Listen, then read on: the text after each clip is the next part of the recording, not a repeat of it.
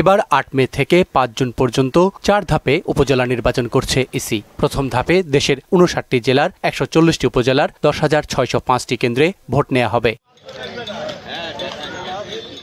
আগারগাঁয়ে নিজ দপ্তরে এক ব্রিফিংয়ে প্রধান নির্বাচন কমিশনার জানান, সুষ্ঠু ও অবাধ নির্বাচন করতে চায় কমিশন। যারা প্রার্থী এবং প্রার্থীদের যারা কর্মী তারা যদি নিয়ম কানুন প্রতিপালন করেন তাহলে নির্বাচনটা খুবই সহজ হবে, আর তারা যদি শৃঙ্খলা আচরণ করেন তাহলে কিছুটা আইনশৃঙ্খলা রক্ষা করতে গিয়ে কিছুটা বিষয়টা দুরূহ হয়ে পড়তে পারে। নির্বাচনের প্রভাব খাটানোর চেষ্টা করলে মন্ত্রী এমপিদের বিরুদ্ধে তদন্ত সাপেক্ষে ব্যবস্থা নেওয়ার কথাও জানান তিনি। অভিযোগ নয়, আমরা বলবো এভিডেন্স, তথ্যগুলো পেয়েছিলাম, সেগুলো কিন্তু আমরা পর্যালোচনা করেছি, তদন্ত করেছি এবং কিছু কিছু ক্ষেত্রে আমরা তদন্ত করে কারো